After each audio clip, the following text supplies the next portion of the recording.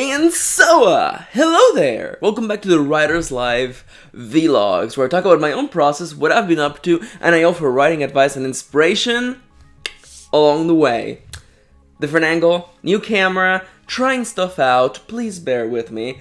It's been a long time. This is like the first vlog of the entire year, and there's a lot of catching up to do, so if you're new to this format, this is usually how things go. I spent the first part of the video just letting you know about what I've been doing, what I've been writing, what I've been working on, a little bit of a silly hashtag The Life of Max update, and then we talk about the subject of the day. Today we're going to be talking about the woes that come with writing, doing creative writing, as someone who has English as a second language. But for now, let's just take it from the top. Let's start with my update. Also, I should mention that I'm actually a little bit sick, so I'm gonna try to keep these a little bit brief, mostly to not strain my voice, and also so that you don't have to listen to me sniffle the whole time. Also, if you hear background noises, there's a cat in this room being very noisy because he loves getting attention. So hopefully Yanto might get a cameo in this video, right? He appears to be enthralled by the image of his own reflection upon the surface of the water on his water bowl. But anyhow, what have I been doing? I had a baby. Or rather, I helped someone give birth to a baby into this world. That was weird. Just a bit of a quick story. As I mentioned previously, the reason why I went on hiatus was because my sister was having a baby literally at the end of the year. And I had promised that I would be there for her. She's a single mom, so she didn't want to be alone, and I remember a long time ago saying that yeah, I would be there and I would do what I needed to do to be there for my sister.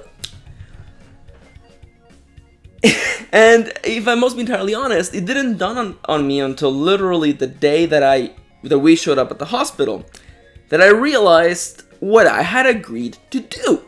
Much like other parts of my life, I sometimes make a choice and I don't think about it. That's not true. Sometimes I overthink things. But in this particular scenario, I said, yeah, I'll be there with you. I told my sister that I would be there for her, no matter what happened, and that I would be there to see her through the entire experience. And it didn't dawn on me until I was at the hospital, when I realized what exactly had I agreed upon to doing. Because I had never seen a birth. And my only connection to the entire process of giving birth to a human being, aside from my own birth, which I'm not gonna lie to you, mustn't have been very eventful because I don't remember any of it. So, aside from that and pop culture, I don't know exactly how babies, happen. So I'm gonna be entirely honest with you. Considering pop culture and the things that I've been exposed to, I assumed that the whole baby coming out of the you-know-what was the longest part of the process. I thought that was the thing that took hours and hours and hours. That's not true. That's not true.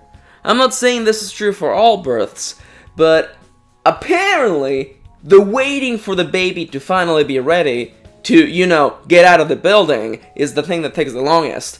So we spent about a day and a half, almost 2 days, a day and a chunk at the hospital. We got really lucky in the fact that we got a really huge room. Apparently all the other rooms were taken, so we got the isolation room / chamber, which was huge. There was a huge window bench thing, so our mom and I actually got some sleep in a little bit, because waiting for the baby to finally get the eviction notice, takes a while and is very uneventful, but you can't just pass out. Also, the bench is nice, but it's cold because it's a hospital. And also, the bench is not very comfortable. So we spent a whole day just waiting.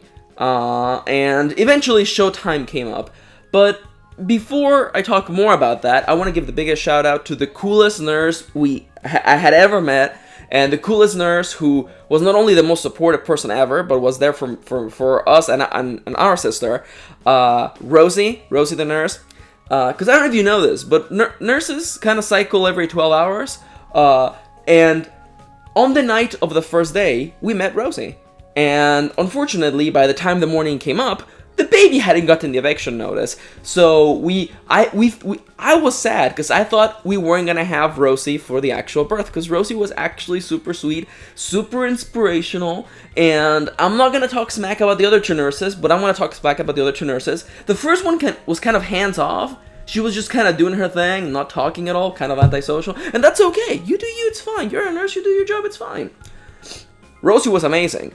And then the nurse we got in the morning of the second day, dawn of the second day, she was like, kind of set in her ways. I don't want to say that she was trying to push her own agenda and telling us how my sister was supposed to give birth, or, you know, pushing her own beliefs and things, and that was a little uncomfortable, but you know, what ifs. The baby finally got the eviction notice on the night of the second day. It's the 31st of December 2017. It's nighttime, the nurses cycle out, and Rosie comes back in. Rosie was so good, and she was so precious, and she was so sweet, and so inspirational, and she just talked to us, which was amazing, and I was delighted. I was so happy that we actually got to have her there for the birth. It was actually amazing. So Showtime eventually showed up, and I realized that I was severely underprepared. I would like to give a big shout out to a lifetime of playing violent video games that prepared me for the sight of blood and gore. There wasn't much of the latter, not even that much of the former either. Births are weird. Pop culture doesn't prepare you for that stuff. And if I must give you okay. And Kieran 2018's review of the human act of giving birth. Not that gross. It wasn't as gross as I thought it would be. It wasn't that bad. It wasn't even that bad. It wasn't even that bad. There's some body horror stuff going on. There's some body horror stuff going on. In my eyes, you can see the things that you can imagine. You can only imagine the things I saw. It wasn't even that bad. It actually even wasn't. Like, I guess I don't know. I wonder how many other things in life are not as scary as they seem. Although, it's scary from my point of view. I wasn't giving birth to that baby. So, take my opinion with a grain of salt. Actually, just take the whole salt shaker. That's fine by me. So yeah, I was there. It was like 2 hours of giving birth. I helped. I did the counting. And I made sure my sister was doing the contraction things. I was doing the thing where I would count to 10, and I would hang her on the 9. Yeah! Come on, write those contractions, you can do this. I think I did a good job. Nobody told me I was doing a bad job, so I was really self-conscious about it. But the baby eventually came out of the womb, so I think I did my part okay. They didn't hand out report cards. They didn't give me like a score chart, so I'm gonna assume that I either did an okay job or I did the best I could have ever done, and I'm the best around. No one's ever gonna keep me down. Also, my favorite part of the whole birthing process was when the baby's head finally cleared, and then like 5 nurses showed up like a SWAT team. They're like, okay, it's ready. It's time to actually get this baby out of here. And like just like boom, 5 nurses pop out of nowhere, and it's just like SWAT team. Let's go. And that last part is rough. No one tells you about that last part. But yeah, the miracle of life. Max's review: Miracle of Life. 4 out of 5. Not as gross as I thought it would be. In case you're wondering, the little baby is safe and sound. His name is Remy, and he's adorable. He's really chubby. I love him. Also, if I must throw someone under the bus right now, throw someone under the bus of love and affection. Kitty bought Remy so many presents. It's so cute. So I've been talking about like the baby for like 9 minutes. What else did I do? I got only a little bit of writing done. When I came back to my place after the whole baby thing, I got a little bit of writing done, but then I got super sick. Fun fact, hospitals, filthy. Just ripe with sickness everywhere. Surprising, the idea that a place where people who are sick gather somehow can give healthy people sickness. That didn't dawn on me. and I didn't take any vitamin C, and I will admit, because I will call myself out. I will call myself out first. I did not use as much hand sanitizer as I should have. I should have actually been doing that every single time because I touched some doorknobs. I will admit it. I will admit it. I touched some doorknobs. And I shouldn't have. That was bad. Bad idea. I got real sick. I'm still at the end of it. I don't know if you can hear me. I'm a little bit grainy. And I hope I've been editing out all the sniffles because you don't want to hear me sniffling. That's gross. No. Other than that, I've been working on finishing things again. I'm not promising a return of that series, mostly because I don't know where I would fit it in the schedule. I want to focus on vlogs, writing advice, and the Patron videos. That's my focus for this year so far. But yeah, if you want to know what I've been up to, I finished the first route, I guess you could say, in Muramasa Rebirth for the PS Vita. That's a fun little action game. And also, since I'm writing a story that is pretty much kind of like feudal Japan, I was looking for things to read, and Kitty was like, oh, if you want some Japanese feudal Japan soaps, read this manga called Tale of the Moon. And I read like 3 volumes of that so far, and it's really soapy, and it's really cute, and I've been enjoying it. Other than that, finally getting out of this sickness. You know, everyone is like, come on, Max, come on and get down with the sickness. And I'm just like, no, man, I don't want to be sick. I want to be healthy. I want to be able to get back to work, get back to writing, go back outside, get out of the house. I'm going a little bit stir crazy. And that's what you missed on The Life of Max. And now, as we have wrapped up with my personal updates, sorry if it went a little bit long, I'm sure you all wanted to know about the miracle of life, the act of giving birth, and all that shenanigans. Yes, I know. It was all me. I did it. I know. My sister, yeah, you know, she did her part, but I counted 1 through 10. The space between 9 and 10 going probably 150% times longer than it should have, but it's fine. Oh man, someone in the comments is gonna be like, Max, you're terrible. And you're right. I am a little... it's all for the sake of comedy, though. Anyhow. What's the subject of today's video? Today, I got a question recently during my AMA. Someone left a question because I was talking about how my native language is Spanish.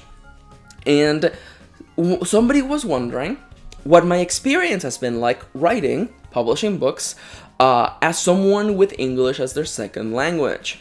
And I have a little bit of advice for that, because there's a lot of worries going. It's easy to imagine worrying a lot, especially when you're writing characters and you can feel self-conscious about whether you're writing English the way that it is, or if you're just, like, making any sense at all. And I have some bits of advice for that. So let's dive right in. Oh yeah, also I'm rusty, because I should have really said this way earlier. The following is merely just my advice, my opinion, and what works for me. Don't take it as gospel, instead take it as the ramblings of a silly person who looks just like this. I have no slowpoke today. I'm recording in the living room, so there's no slowpoke today. Kitty's sleeping. Probably it's not anymore, because I'm being very loud. But it's fine. Also, did Yenta leave? He left! Was I being too loud for you, cat? It's fine. So, English as a second language. How do I feel about it? And what do I do? I think that if you read a lot, if you experience a lot of fiction, and you feel comfortable speaking in English, I think you are pretty much good to get going. The things that I struggled the most with was speaking English, but mostly because English is a goddamn mess. It really is a mess, especially for someone coming into English from a language that phonetically makes sense. No offense. In Spanish, words are pronounced the way they are written, much like they are in a language like Japanese. It's the way you read it is the way it's pronounced, and English is not like that. English is kind of this like mix of like 3 different languages, and there's loan words from everywhere, mostly French, but from everywhere.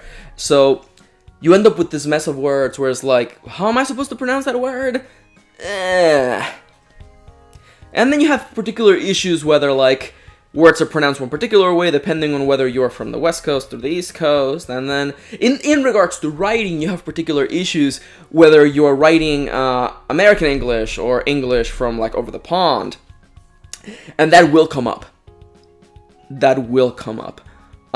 So you should be mindful of things like that. But what has helped me? Outside of just reading a lot, because reading a lot gives you context for how other people write and how they tell stories. So having that context is very, very, very important. And if I had to just drop a quick thing in here, one other thing that I just found that helped me a lot, getting prepared to write books or to tell stories was just being in conversations in English a lot. And if you use English as a primary language for which you communicate with, then you're pretty much set up, you're fine. You want to be in contact with the actual act of communication in this language, so you're aware of what it sounds like and how it's supposed to be read and how it looks when it is right. My main tool, the key that helps me make sure that I am writing the best English that I can is, without question, and get ready, if you were already guessing, it's revision. Revision is key. The act of editing your work gives you the scope to fix things. And I know that it can be terrifying to just jump into writing without knowing if you're doing it right. But you can't make things good if you don't just put them on the page. When I write a book, I just write it. I don't second guess myself. I don't second guess am I writing correct English? Am I making sense? The answer is probably no, but it doesn't matter because normal people, your readers, are not going to read the first draft. They're going to read the revised draft, the final draft, the best version of that story, and that's all that matters. It's this act of almost illusionism, Like, you are going to end up giving the reader something completely different, so it doesn't matter what it looks like at the beginning. And the things that help me the most, especially through the revision, are that when I'm in the act of writing, if I write a particular phrase or sentence and I am not confident with it, if I write it and I go, I don't know if that's even right English, I don't think that's the saying, I don't think that's the proverb, I write an asterisk at the end of that sentence. And I know, and that's how I know, in the revision process, if I find a sentence that has an asterisk at the end, I reread through it, and I doubly make sure that it is actually something that makes sense. And searching online helps you a lot with this. Like, do people say things like this? Or like, does this sentence mean what I think it means? It also helps to look up for context or alternative meanings to things that a character may be saying, just to make sure that you're not saying something particularly silly without realizing it. Yes, Yanta? He's entering the room, I think. But anyways, and I find that being self-conscious about your writing is not inherently the worst thing possible, because it really helps you pinpoint things that may or may not be out of place. Also, Yanta, is that mousey for me? Oh, it is for me. It's not actually like a mouse, like a dead mouse, it's just like a toy mouse. And he likes to just drop them around you, and he's just like, hey, maybe you should throw this away from me so I can chase it maybe later. And definitely later. But for now, it helps to be self-conscious and just to write the little asterisk, because the last thing you ever want is to not second guess the writing during the revision process. When you're writing it, just put it on the paper. But when revision shows up, you second guess everything. And you make sure that you're writing the best thing you can possibly ever be. And you make it the best it could possibly ever be. And that's the process. And particularly Googling things. Because although feedback is very useful, and you should reach out to feedback can help you a lot. If you have a friend who speaks that language natively, it helps. But sometimes you also have to double look up things, because I remember there's always a piece of feedback that I get from a beta, and I look it up, and I'm like, oh yeah. Even, like, you cannot expect someone who's native with the language to know everything about it unless they're, like, an English major. Because I remember getting feedback from betas on whether, I should use the word toward or towards. And they would argue that it has to always be toward. It always has to be toward. And that towards is wrong.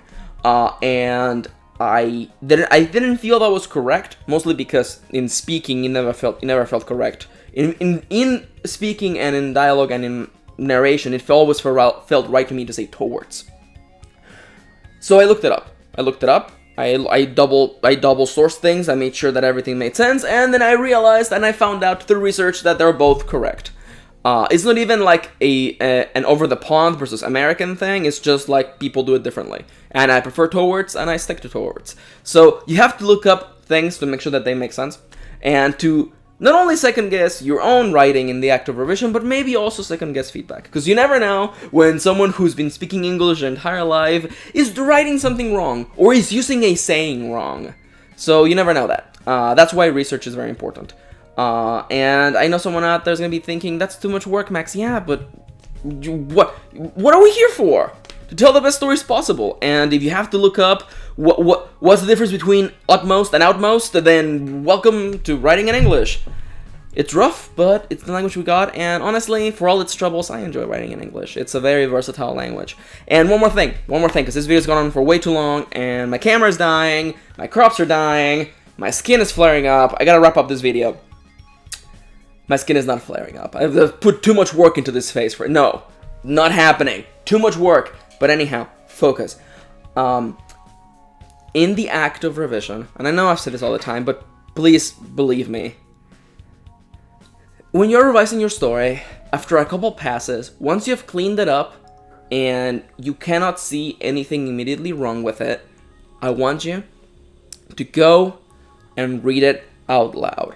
Read your story out loud in front of a mirror, or turn on the camera and record yourself. You don't have to show anybody. It's just so that you have that little pressure to actually put in the effort.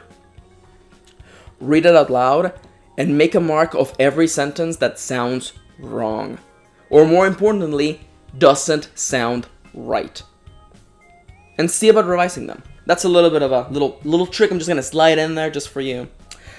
This video has gone on for way too long, so I'm gonna thank you for tagging along. I hope this video has proved helpful, and I hope that if anything you enjoyed my conversation about the miracle of life. That was fun. Anyhow, thank you so much for tagging along. As always, take questions from the comments down below, so if you have a question, please let me know in the comments down below. I will definitely love to consider it for a future video, or I'll just give you an answer nonetheless. And of course, as always, I want to let you know that I have a Twitter account. If you would like to know what I'm up to, what I'm doing, what shows I'm watching, and get little bits of inspiration every single day or so, consider following me on Twitter at Mr. Karen. And of course, I have a Patreon, the #1 place if you would like to support me and my content and get cool perks along the way. $1 a month. $1 a month is more than I would ever get from a single person watching videos on YouTube. And if you pledge $1 single a month, you get to watch my videos a week in advance. You can go right now to patreon.com/mkaren and watch next week's videos. That right there is pretty darn cool. And of course, if you pledge a little bit more, you can get yourself a shout out like the following awesome patrons. Thank you so much for making this possible. You are allowing me to dedicate more time to these channels, these videos, and to tell more stories. Thank you so much. Thank you to all of you for watching. Thank you for spending a little bit of your day with me, and I hope to see you on the next one.